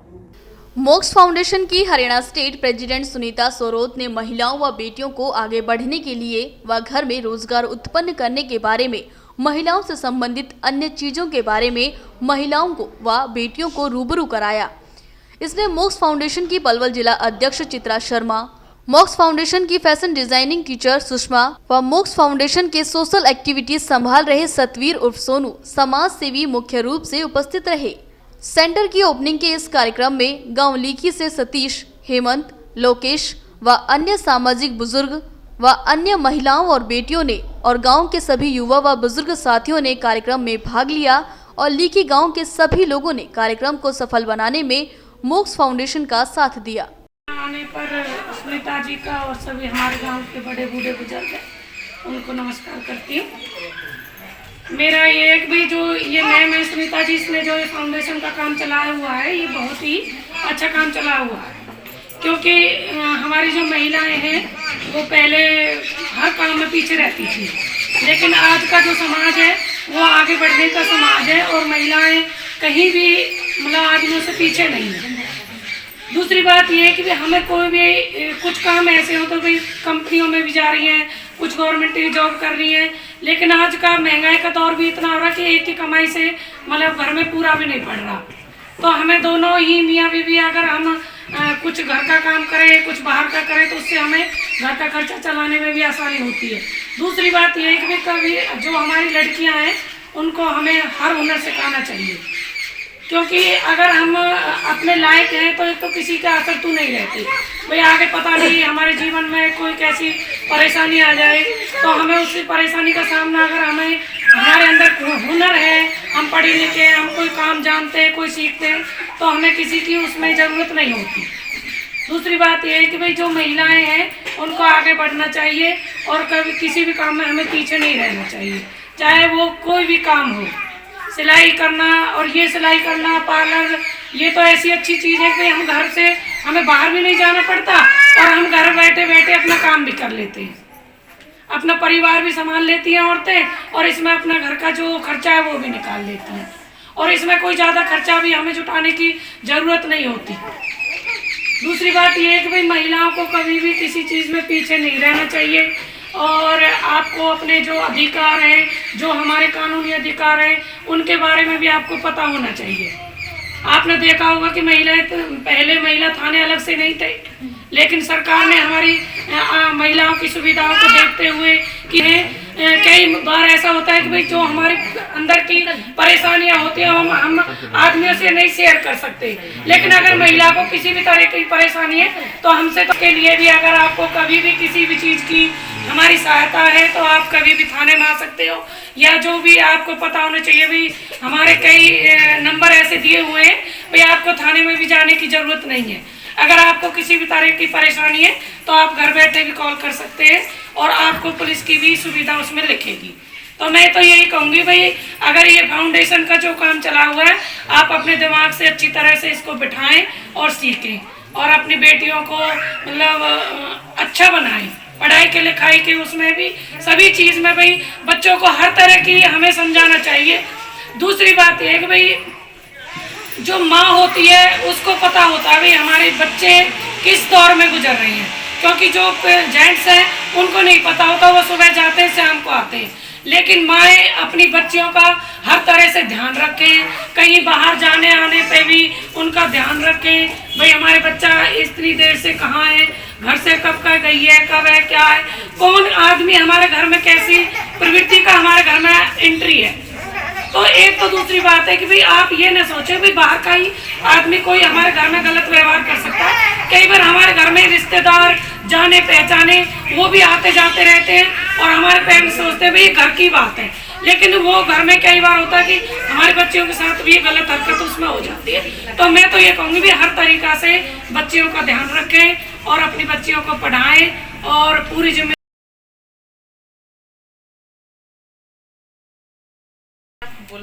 मैम ने जो ये करवाया है, जो मैम ने इसमें यही बात बनती है कि भाई सब आप आत्मनिर्भर हो। सबसे पहले ये है कि अपना काम खुद करोगे तो उसमें है किसी के मोहताज रहने की ज़रूरत नहीं है। लड़की आगे घर जाती है, पता नहीं कैसे घर वाले मिल जाए, कोई शराबी मिल जाए, कोई किस्मत की नहीं पता, तो उसमें आप अपना खर्चा खुद चला सकते हो, अपना घर अपने बच्चे पाल सकती है। लेडीज परिवार अच्छा नहीं मिले तो अपना अलग रह के अपना कुछ भी काम कर सकती हैं।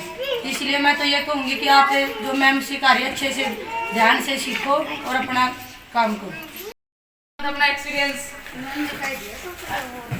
अपना एक्सपीरियंस आपका है, एसआई मैम है और मैम भी अपना थोड़ा सा एक्सपीरियंस रखे हैं। 2 बातें जो मैम की तो महिलाओं की।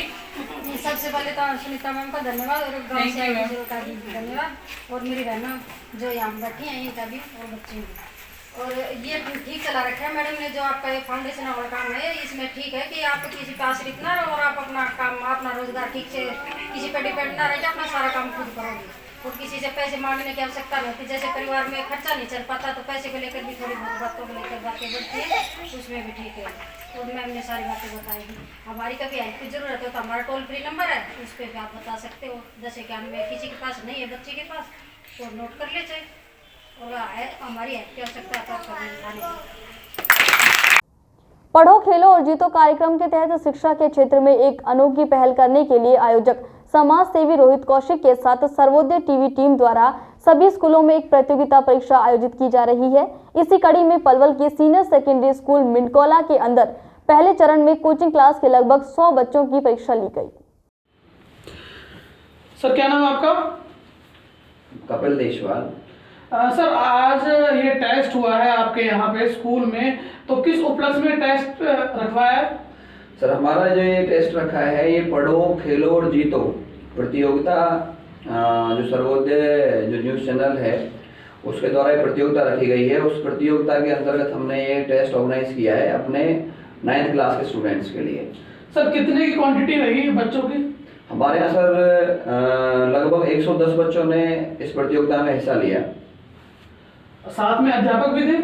हाँ सर, इस टेस्ट को ऑब्जर्व करने के लिए हमारे विद्यालय के प्रधानाचार्य श्री जितेंद्र यादव जी, वाइस प्रिंसिपल श्री विजयवीर जी, वोकेशनल टीचर श्रीमती ऋतु और समस्त स्टाफ के ऑब्जर्वेशन में ये टेस्ट ऑर्गेनाइज कराया गया है। सर कहीं ना कहीं देखा जाता है बच्चा पढ़ाई में तो बहुत तेज होता है लेकिन जब उसको मंच मिलता है, माइक मिलता है तो हेजिटेशन फील होती है, तो ऐसे बच्चों के लिए यह मंच कैसा साबित होगा? ये आपने बहुत ही अच्छी बात पूछी है सर। जो ज़्यादातर देखा गया है बच्चे जो ग्रामीण क्षेत्र के जो बच्चे होते हैं उनमें बहुत हेजिटेशन होती है, केवल किताबों तक ही सीमित रहते हैं और अगर उन्हें कोई मंच दिया जाता है तो वो घबरा जाते हैं। अगर इस तरह की प्रतियोगिता में वो बच्चे हिस्सा लेते हैं तो उनके अंदर जो हेजिटेशन है वो बाहर निकलती है और जो सहजता का जो भाव है वो उनके अंदर जागृत होता है। सर समाज में जो सिनेमा होता है वो समाज का दर्पण होता है, लेकिन यह जो शो है वो क्या लगता है आपको समाज में सकारात्मक रहेगा? बिल्कुल सर, सिनेमा की आपने बात की है, सिनेमा के दोनों ही पक्ष होते हैं, सकारात्मक भी नकारात्मक भी। आजकल सिनेमा का बहुत ही नकारात्मक प्रभाव हमारे बच्चों पर पड़ रहा है, लेकिन अगर इस प्रकार के अगर शो होते हैं तो उनका जो प्रभाव है वो सकारात्मक ही रहता है, क्योंकि इस प्रकार के शो को जब कोई घर पे कोई टीवी पे देखता है तो ये सभी के लिए लाभदायक है। अभिभावक उसे देखते हैं तो उन्हें अपने बच्चों के लिए काफ़ी नॉलेज इंक्रीज होती है, जीके उनकी इम्प्रूव होती है, उन्हें प्रेरणा मिलती है कि जिस तरीके से ये बच्चे बैठे हैं हमारे बच्चे भी इस तरह के मंच पर बैठ करके प्रतियोगिता में हिस्सा ले सकते हैं। छात्र अगर इसे देखते हैं तो छात्रों की जीके भी इम्प्रूव होती है और उन्हें भी प्रेरणा मिलती है कि इन्हीं की तरह हम भी किसी मंच पर बैठ करके अपने अंदर जो हमारे अंदर जो क्षमता है उसका हम प्रदर्शन कर सकते हैं। तो इस प्रकार के शो पूरे समाज के लिए बहुत ही सकारात्मक प्रभाव डालते हैं। सर आप एक अध्यापक हो और साथ में आप एक समाज सेवी भी हो, तो आपका कोई संदेश युवाओं के लिए, बच्चों के लिए, समाज के लिए?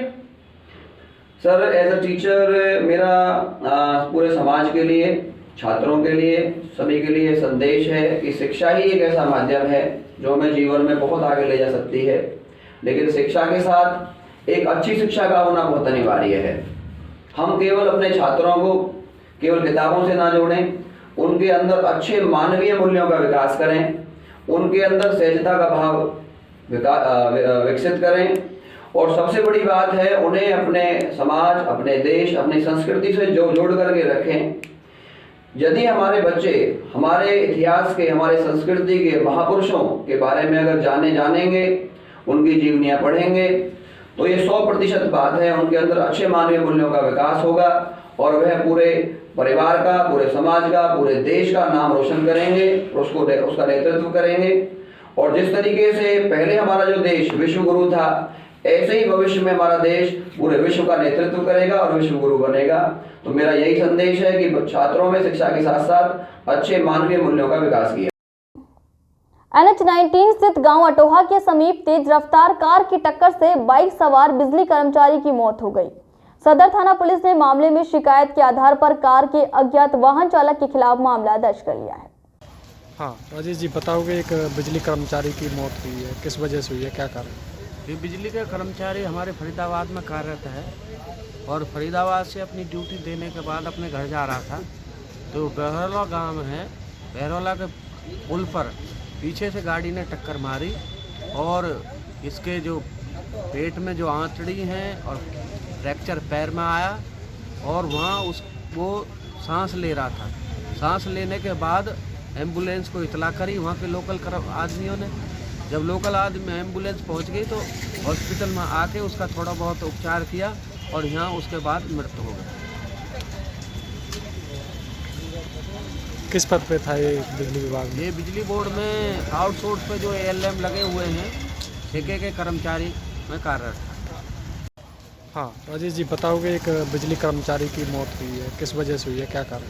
ये बिजली का कर्मचारी हमारे फरीदाबाद में कार्यरत है और फरीदाबाद से अपनी ड्यूटी देने के बाद अपने घर जा रहा था। तो बहरौला गांव है, बहरौला के पुल पर पीछे से गाड़ी ने टक्कर मारी और इसके जो पेट में जो आंतड़ी हैं और फ्रैक्चर पैर में आया और वहाँ वो सांस ले रहा था। सांस लेने के बाद एम्बुलेंस को इतला करी वहाँ के लोकल आदमियों ने। जब लोकल आदमी एम्बुलेंस पहुँच गई तो हॉस्पिटल में आके उसका थोड़ा बहुत उपचार किया और यहाँ उसके बाद मृत्यु हो गई। किस पद पे था ये बिजली विभाग में? ये बिजली बोर्ड में आउटसोर्स पे जो ALM लगे हुए हैं ठेके के कर्मचारी में कार्यरत था। हाँ राजेश जी बताओगे, एक बिजली कर्मचारी की मौत हुई है, किस वजह से हुई है, क्या कारण? ये बिजली का कर्मचारी हमारे फरीदाबाद में कार्यरत है और फरीदाबाद से अपनी ड्यूटी देने के बाद अपने घर जा रहा था। तो बहरौला गांव है, बहरौला के पुल पर पीछे से गाड़ी ने टक्कर मारी और इसके जो पेट में जो आंतड़ी हैं और फ्रैक्चर पैर में आया और वहाँ वो सांस ले रहा था। सांस लेने के बाद एम्बुलेंस को इतला करी वहाँ के लोकल लगातार बढ़ रही पेट्रोल डीजल की कीमतों से वाहन चालकों में निराशा देखी जा रही है। वहीं वाहन चालक अपने वाहनों में तेल डलवाने में कंजूसी बरतते हुए दिखाई दे रहे हैं। वाहन चालकों का कहना है कि अब उन्हें सोच समझकर वाहन चलाने पड़ेंगे। बता दें कि लगातार बढ़ रहे पेट्रोल व डीजल के दामों के कारण वस्तुओं व कारोबार पर भी असर पड़ रहा है। खाद्य पदार्थों व अन्य चीजों के दाम भी लगातार बढ़ते जा रहे हैं। पेट्रोल व डीजल के बढ़ रहे दामों के कारण माल भाड़े में वृद्धि हो रही है, जिसके कारण बढ़े हुए भाड़े का असर वस्तुओं की कीमत पर हो रहा है। वहीं रसोई पर भी इस महंगाई का खासा असर दिखाई दे रहा है। वाहन चालक तस्वीर देशवाल व राकेश भारद्वाज ने बताया कि पेट्रोल डीजल के बढ़ते दामों की सबसे ज्यादा मार गरीब आदमी पर पड़ेगी। यात्रा व आने जाने का किराया बढ़ जाएगा और हर एक गृह उपयोगी वस्तुओं पर इसका असर रहेगा। बढ़ती महंगाई ने गरीब आदमी की कमर तोड़कर रख दी है। यदि जल्द ही पेट्रोल व डीजल के दाम कम ना किए गए तो इसका असर गरीब आदमी के लिए बहुत ही हानिकारक सिद्ध होगा। गरीब आदमी के लिए अपने परिवार का भरण पोषण करना भी कठिन हो जाएगा। रोटी, कपड़ा और मकान सब कुछ महंगा हो जाएगा। इसीलिए तेल की कीमतों को कम करना अत्यंत आवश्यक है। सारा मामला खराब हो जाएगा, घर का सारा मामला खराब हो जाएगा। हर सामान पे नमक, तेल, मिर्च, सब्जी सब पे महंगाई होगी, सब पे महंगाई होगी। आप ये देखो, डीजल का भाव 82 रुपये प्रति लीटर आज, पेट्रोल का भाव 90 रुपये प्रति लीटर के करीब पहुंच गया पलवल NCR में ही। तो महंगाई तो बढ़ेगी। ये आम लोगों की रसोई में इसका फ़र्क पड़ रहा है बहुत ज़्यादा। स्कूल में बच्चे जा रहे हैं, उस ट्रांसपोर्ट में फ़र्क पड़ेगा, बच्चों की फीस बढ़ेगी, तो कमर तो टूटेगी। एक माता पिता कहाँ अपने बच्चों को भेजेंगे, कैसे भेजेंगे? कमाई है नहीं, कंपनियां है नहीं, तो सारा कुछ जेब पे जो गरीब आदमी के मध्यम वर्ग पे जो अगर रेट बढ़ते जाएंगे तो महंगाई भी और बढ़ती जाएगी, बढ़ेगी, सारा कुछ बढ़ेगा। और क्या करना चाहिए सरकार को? सरकार को कच्चे तेल के अनुसार, जैसा कच्चे तेल का भाव आज जो है उसके अनुसार पेट्रोल डीजल का भाव कर देना चाहिए। कितनी राहत मिलेगी? बहुत राहत मिल जाएगी, फिर बहुत ज़्यादा राहत मिल जाएगी। कच्चे तेल का भाव आज शायद $68 प्रति बैरल है, $64 प्रति बैरल के करीब है आज। तो उसके अनुसार आप रेट दो सरकार, आम आदमी को परेशानी नहीं होगी, बिल्कुल परेशानी नहीं होगी। लोगों को आने वाले टाइम में बहुत ज़्यादा परेशानी होने वाली है। अभी ये देख लो, जो भी हम अपने घर का खर्च चलाते हैं, इसमें अपने दाल चीनी चावल जो भी हमें सब्जी आती है, आटा आता है, तो ये चीज़ डीजल पेट्रोल से ही सब चीज़ चलती है। यदि हम ये ट्रांसपोर्ट से ही सब चीज़ आती है, ट्रांसपोर्ट से ही आती है। जो चीज़ ₹2 किलो है, ऑटोमेटिक डीजल पेट्रोल बढ़ेगा ना तो 20 रुपये किलो हो जाएगी। इसमें आम जनता की जेब पे बहुत ज़्यादा फर्क पड़ने वाला है। इससे ज़्यादा और महंगा होगा तो महंगाई बहुत ज़्यादा होगी, बेरोजगारी ज़्यादा हो रही है और इससे महंगाई बढ़ जा रही है। इससे आम जनता के उसमें बहुत ज़्यादा फर्क पड़ेगा। क्या चाहिए सरकार को ताकि आम जनता को राहत मिले, किस तरह से पेट्रोल डीजल? तो सरकार को अपना ये पेट्रोल डीजल के रेट, यदि क्रूड ऑयल हमारा सस्ता है उसी हिसाब से हमारा डीजल पेट्रोल रेट होना चाहिए। उससे एक रेट सस्ते करेंगे तो घर के सामान, घरेलू सामान जो है वो ऑटोमेटिक उनकी। सरस्वती महिला महाविद्यालय के प्रांगण में 7 दिवसीय एनएसएस शिविर के तीसरे दिन महाविद्यालय में प्रधानाचार्य doctor Anita Kaushik, NSS unit के program officer doctor Lakshmi Gupta व sports incharge doctor Asha Dahiya की देखरेख में स्पोर्ट्स डे मनाया गया, जिसके अंतर्गत सभी स्वयं सेविकाओं ने श्रमदान किया व बढ़ चढ़कर प्रतियोगिताओं में भी भाग लिया। भिन्न भिन्न खेल जैसे खो खो, दौड़ इत्यादि में भाग लेने के साथ साथ स्वयं सेविकाओं ने अन्य छात्राओं को शारीरिक रूप से स्वस्थ रहने व रोजमर्रा के जीवन में योग का महत्व जैसे विषयों के बारे में जागरूक किया। स्वयं सेविकाओं को महात्मा गांधी के जीवन से प्रेरित होने का निर्देश देने के लिए डॉक्टर सोनिया भारद्वाज, विभागाध्यक्ष अंग्रेजी विभाग, ने फिलॉसफी ऑफ महात्मा गांधी पर प्रेरणादायक भाषण दिया एवं सभी स्वयं सेविकाओं के संग बापूजी द्वारा लिखित भजनों को भी गाया। सादा जीवन, उच्च विचार, अहिंसा परमो धर्मः आदि सिद्धांतों का वर्णन करते हुए भाषण को पूर्ण विराम दिया। शाम को महाविद्यालय के सेमिनार हॉल में रेड क्रॉस सोसाइटी ने प्राथमिक सहायता व होम नर्सिंग के प्रशिक्षण का आयोजन रेड क्रॉस सोसाइटी के सहयोग से किया। होम नर्सिंग में नर्स के कर्तव्यों जिनमें दयालु, समझबूझ, जिम्मेदारी, सहानुभूति, योग्यता के बारे में जानकारी दी। इसके अलावा मरीज पर 5R का नियम रखना चाहिए, जैसे राइट मरीज, राइट दवाई, राइट मात्रा, राइट समय, राइट ढंग से दिया जाना चाहिए। मैडम नीतू सिंह व श्रीमान महेश मलिक ने छात्राओं को प्रशिक्षण दिया व बताया कि हम प्राथमिक सहायता देकर किस तरह से व्यक्ति की जान बचा सकते हैं। रूही चावला एवं खुशी भारद्वाज ने सफलतापूर्वक मंच संचालन किया। यह कार्यक्रम डॉक्टर लक्ष्मी गुप्ता और मैडम सोनिया श्रीधर की देखरेख में संपन्न हुआ। आज एनएसएस का तीसरा दिन है और इसे हमने स्पोर्ट्स डे की तरह सेलिब्रेट किया है। तो स्पोर्ट्स डे सेलिब्रेट जब हमने किया तो सबसे पहले हम लोगों ने योगा किया, क्योंकि कोई भी खेल कूद करने से पहले, भाग दौड़ करने से पहले हमने योगा किया, एक्सरसाइज करी, वार्म अप किया, क्योंकि कुछ बच्चे ऐसे हैं जो घर पर नहीं करते ताकि उनका वार्म अप हो। उसके बाद हमने खो खो जैसे और रेस करने जैसे कुछ खेल भी करे। उसके बाद जो बच्चे जीते उन्हें हमने प्राइज़ भी दिया, जिससे बच्चों के अंदर एक प्रोत्साहन आया कि वे भी खेलें कूदें। और आजकल आपने देखा है कि फ़ोन्स बहुत ज़्यादा लोग यूज़ करने लगे हैं, बच्चे खासकर ज़्यादा फ़ोन चलाते हैं, तो वो आउटडोर गेम्स के लिए भी थोड़ा प्रोत्साहित हों। तो स्पोर्ट्स डे हमने सेलिब्रेट किया, उसमें कुछ गेम्स आयोजित करे और सभी बच्चों ने बढ़ चढ़ कर भाग लिया और बहुत मज़ा आया। आज रेड क्रॉस की तरफ से किस तरह के आपको मोटिवेट किया गया? रेड क्रॉस सोसाइटी से आज यहाँ पर जो गेस्ट आए हैं उनमें है मिस्टर महेश मलिक जी और मैडम नीतू सिंह जी। उन्होंने यहाँ पर आकर हमें एक जो सबसे अच्छी चीज़ सिखाई वो ये है, वो मैं आप तक भी शेयर करना चाहूँगी। हम हमेशा बोलते हैं कि फर्स्ट एड का मतलब हम समझते हैं प्राथमिक चिकित्सा, लेकिन उन्होंने हमें बताया कि फर्स्ट एड प्राथमिक चिकित्सा नहीं है, एड का मतलब है सहायता।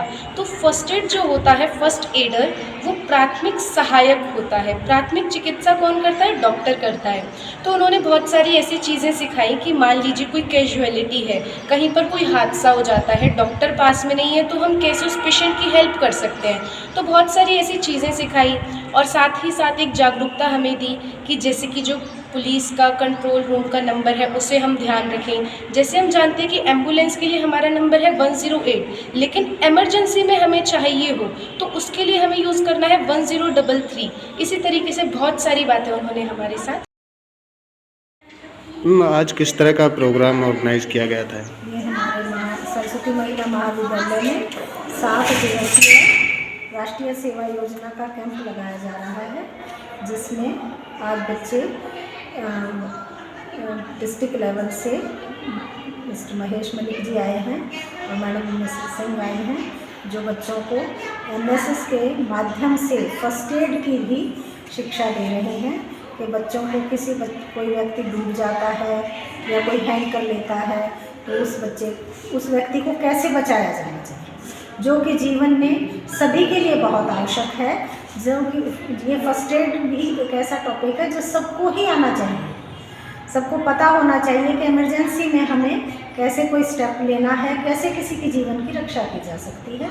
तो इस राष्ट्रीय सेवा योजना के तहत हमारे प्रोग्राम ऑफिसर हैं मैडम डॉक्टर लक्ष्मी गुप्ता, ये बच्चों को बड़े मन से और दिन और रात का ये कैंप लगा हुआ है। 24 घंटे बच्चे यहीं रहते हैं, यहीं खाना बनाते हैं और मैडम लक्ष्मी गुप्ता और मैडम सोनिया इन सब के साथ सहयोग से काम कर रही हैं और करवा रही हैं अपने निर्देशन।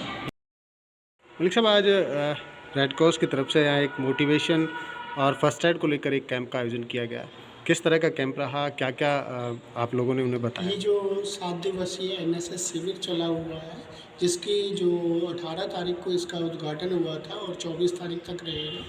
इस शिविर के अंदर day by day red cross को NSS प्रोग्राम ऑफिसर ने इनवाइट किया है कि डेली उन बच्चों को फर्स्ट एड के बारे में और अपना होम नर्सिंग के बारे में जानकारी दी जानी है। आज हमारा ये 3rd डे है और अभी तक जो है इन सभी वॉलंटियर्स को सड़क सुरक्षा नियमों की जानकारी दी है। उसके साथ साथ जो हमारे हाईवेज़ पे साइन बोर्ड लगे होते हैं उनके बारे में बताया है। फर्स्ट एड किसे देनी है, किस समय देनी है और कब तक देनी है, वो सारी जानकारी दी है। और अगर किसी घायल व्यक्ति को मौके पे सांस ना आ रहा हो और वो बेहोशी की हालत में हो तो उसको CPR विधि के माध्यम से किस तरह से जीवन दान दिया जा सकता है, उसके बारे में संपूर्ण जानकारी दी।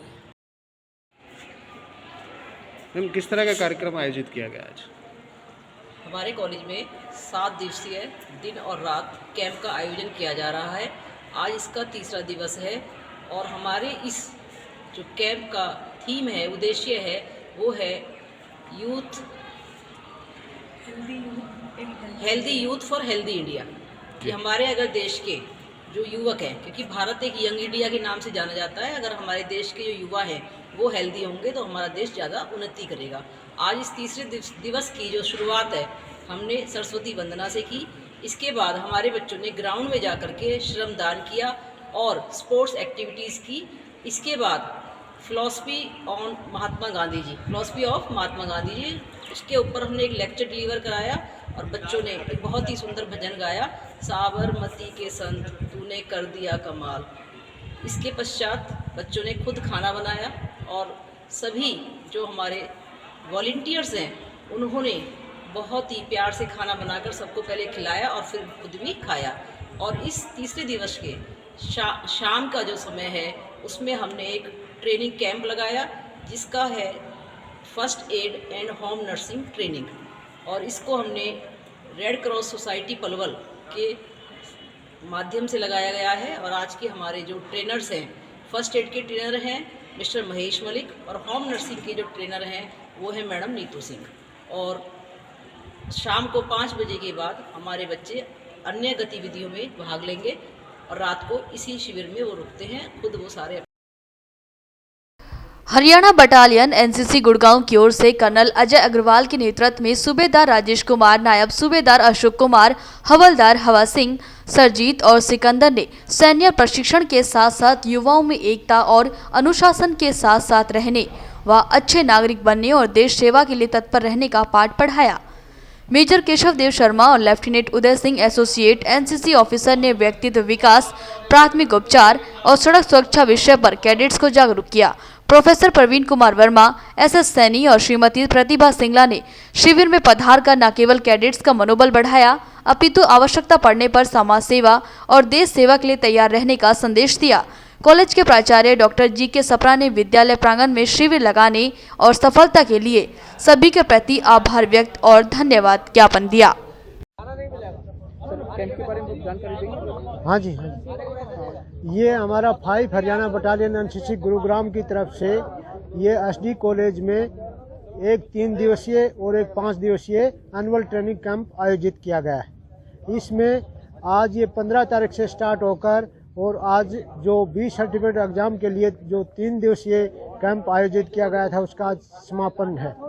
3 दिन का पूरा उनको ट्रेनिंग दिया गया है, संपूर्ण उनके एग्ज़ाम से रिलेटेड और उनके सिलेबस से रिलेटेड पूरा उनका सिलेबस कवर किया गया है और उनको हर डिसिप्लिन और हर एक्टिविटी जो एनसीसी कैडेट होने के नाते संपूर्ण जानकारी दिया गया है।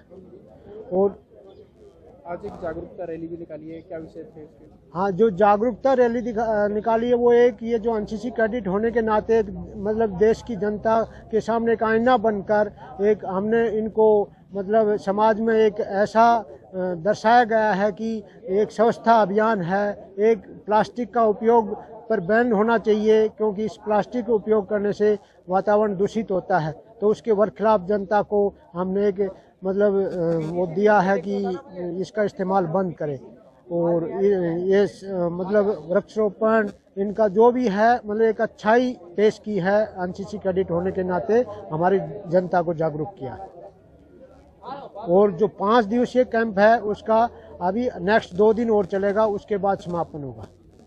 वो सी सर्टिफिकेट एग्जाम के लिए 5 दिन का कैंप आयोजित किया गया था, वो अगले 2 दिन और चलाया जाएगा। सर शुभ नाम आपका? मेरा नाम कर्नल अजय और मैं 5 हरियाणा बटालियन गुड़गांव का CEO हूँ और यहाँ आने का उद्देश्य एक 5 दिवसीय वार्षिक प्रशिक्षण कैंप एनसीसी कैडेट्स के लिए यहाँ आज से आरंभ हुआ है। ये कैंप 5 दिन के लिए चलेगा। शुक्रवार को आमतौर पे कैंप 10 दिन के होते हैं, पर इस स्थिति में जो कि बहुत एक अनयूजुअल कंडीशंस हैं, कैंप की ड्यूरेशंस को कम करके 5 दिन का रखा गया है। और एक जैसे जो वार्षिक कैंप होते हैं उसका कैडेट्स का स्ट्रेंथ 500-600 तक होता है। ये हम कैंप्स को एक लोकल लेवल पे जैसे फरीदाबाद में एक कैंप किया, पलवल में कैंप किया, 2 कॉलेजेस हैं, दोनों के कॉलेज के बच्चों को इकट्ठा करके एक लोकल लेवल पे हम कैंप को कंडक्ट करके जिससे बच्चों का नुकसान ना हो, कैडेट्स का नुकसान ना हो और उनको जो कम से कम ज़रूरी ट्रेनिंग है उसको हम देके और उनको जो एक वार्षिक सर्टिफिकेट एग्ज़ाम है उसके लिए बच्चों को हम तैयार कर सकें। ये इस कैंप का उद्देश्य है। इस कैंप में क्या कुछ शिक्षा दी जाएगी बच्चों को? इस कैंप में एनसीसी में ओवरऑल जो पर्सपेक्टिव ओवरऑल जो सिलेबस होता है उसके 2 हिस्से हैं। वो एक है मिलिट्री ट्रेनिंग, सैन्य प्रशिक्षण, दूसरा है कि बच्चे को उसकी पर्सनालिटी डेवलपमेंट के लिए एक फ्यूचर में उसको कैरियर अपना चुनने में और कंपटीशन में अपने आप को बेहतर तरीके से तैयार करने में मदद मिल सके, वो भी चीज़ें कवर होती हैं। और ओवरऑल एक मुद्दा है कि जो यहाँ से एनसीसी का कैडेट है एक देश का अच्छा नागरिक बन सके। अच्छा नागरिक बनेगा तो किसी भी एरिया में जाएगा, कोई भी अगर अपना मार्ग चुनेगा उसमें सफलता पाने की उसकी संभावना कहीं ज़्यादा होती है। तो उसमें मिलिट्री ट्रेनिंग के साथ साथ personality development, social service activity, health and hygiene, disaster management, बहुत सारे एक वाइड गैम्बिट है पूरा ट्रेनिंग का जो कि किया जाता है। पूरे साल चलता है, स्कूल कॉलेजेस में प्रशिक्षण चलता है। जो ANOs हैं, जो स्कूल टीचर्स, जो कॉलेज टीचर्स जिनको एनसीसी की ट्रेनिंग देके उनको फर्दर ट्रेनिंग देने के लिए तैयार किया जाता है, वो क्लासेस लेते हैं। इसके अलावा हम हमारे पास जो परमानेंट स्टाफ है, मिलिट्री स्टाफ है, वो आता है सप्ताह में 2 बार, वो बच्चों को प्रशिक्षण देता है। ये ट्रेनिंग पूरे साल चलती है और इसके अलावा इस पूरी ट्रेनिंग का कल्मिनेशन एक वार्षिक प्रशिक्षण कैंप है। यहाँ इस कैंप में कुल कितने कैडेट भाग ले रहे हैं? यहाँ इस कैंप में अभी 100 कैडेट्स हैं। सिर्फ 2 कॉलेजेस गई हैं, ITI पलवल और GGG कॉलेज पलवल। इसके अलावा इस जोन में और कितने कॉलेजेस में इस समय कैंपों का आयोजन किया हुआ है? 2 कॉलेजेस थे फरीदाबाद में जिसका पिछले हफ्ते हमने कैंप किए। अभी आज के समय 3 कॉलेजेस गुड़गांव में हैं, इनका कैंप भी साइड बाय साइड चल रहा है। और उसके बाद नेक्स्ट वीक से अगले सोमवार से 5 दिन का कैंप नू में चलेगा, जिसमें नू और मेवात के 2 कॉलेजेस हैं, उन कॉलेज के बच्चे प्रशिक्षण में हिस्सा लेंगे, कैंप में हिस्सा लेंगे। हरियाणा विद्यालय अध्यापक संघ के बैनर तले पलवल ब्लॉक के अध्यापकों ने खंड कार्यालय पर जोरदार विरोध प्रदर्शन करते हुए मुख्यमंत्री के नाम अपनी मांगों का विस्तृत मांग पत्र का ज्ञापन खंड शिक्षा अधिकारी सुखबीर सिंह को सौंपा। खंड शिक्षा अधिकारी के साथ लंबित कार्यों के निपटान के लिए मीटिंग की गई। अध्यापकों को संबोधित करते हुए जिला प्रधान वेदपाल और महासचिव गीतेश कुमार ने कहा कि सरकार अपने आश्वासन के बावजूद लंबे समय से आंदोलनरत पीटीआई और ड्राइंग टीचर को समायोजित नहीं कर रही है और एक बार फिर गलत मंशा के कारण कोर्ट मामलों में फंसा देना चाहती है। अतिथि अध्यापकों सहित computer teachers, lab attendant, SS व स्कूलों में लगे सभी कर्मचारियों को सेवा सुरक्षा प्रदान करते हुए माननीय उच्चतम न्यायालय के समान काम समान वेतन देने के फैसले को लागू करने में आनाकानी कर रही है। उन्होंने कहा कि 134A एक्ट को समाप्त किया जाए, आरटीई को प्री प्राइमरी से लेकर 12वीं तक के छात्रों को शामिल करते हुए सुदृढ़ता से लागू किया जाए, वरिष्ठता आधार पर पदोन्नतियां शीघ्र की जाएं और पदोन्नति में परीक्षा की शर्त को हटा दिया जाए। सभी विद्यालयों में मॉडल संस्कृति की सुविधाएं दी जाएं और विद्यार्थियों से किसी भी प्रकार की दाखिला व मासिक फीस न ली जाए। गरीब छात्र छात्राओं की बकाया छात्रवृत्ति राशि का भुगतान किया जाए। पुरानी पेंशन बहाल हो। एचआरए व डीए सहित सभी भत्ते 1 जनवरी 2016 से दिए जाएं। स्थानांतरण नीति का विकेंद्रीकरण किया जाए व इंटर डिस्ट्रिक्ट ट्रांसफर शीघ्र किए जाएं। एचटेट की आजीवन वैधता होनी चाहिए आदि बहुत सी मांगों को विस्तृत मांग पत्र के जरिए मुख्यमंत्री के संज्ञान में लाने के लिए ज्ञापन प्रेषित किया गया। इस मौके पर हरिचंद वर्मा, थान सिंह, मुक्ता शर्मा, सरला देवी व अन्य अध्यापक नेताओं ने भी संबोधित किया। आज हरियाणा विद्यालय अध्यापक संघ ने पूरे प्रदेश में खंड स्तर पर धरना प्रदर्शन किया है और मुख्यमंत्री को खंड शिक्षा अधिकारियों के माध्यम से अपनी मांगों का मांग पत्र ज्ञापन के रूप में प्रेषित किया है। और इसमें हमने मांग की है कि 134A के तहत जिन बच्चों को प्राइवेट विद्यालयों में ले जाया जाता है, हमारी मांग है कि 134 एक्ट को ख़त्म किया जाए।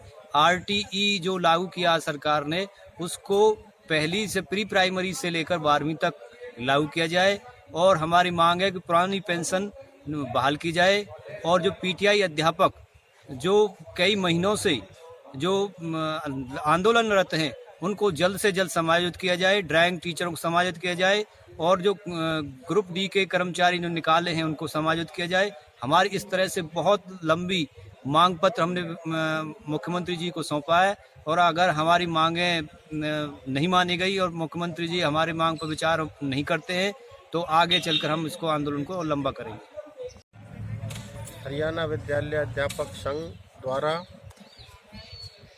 पूरे प्रदेश में खंड कार्यालयों पर धरना प्रदर्शन करके मुख्यमंत्री के नाम खंड शिक्षा अधिकारी को ज्ञापन सौंपा गया। ज्ञापन में बजट का न होना, एलटीसी का न मिलना, डीए का रुका हुआ होना तथा और बहुत सी मांगें, जैसे हमारे अतिथि अध्यापकों को नियमितीकरण करना और जो दूसरी समस्या है उनके लिए मुख्यमंत्री जी को मांग पत्र भेजा गया है और हम आशा करते हैं कि मुख्यमंत्री जी उन पर संज्ञान लेकर हमारी जो अध्यापकों की समस्या है, शिक्षा को बचाने की और शिक्षा का जो निजीकरण है उससे बचाने की, उसको तरफ ध्यान देंगे और उन मांगों को हमारी को जरूर पूरा करेंगे।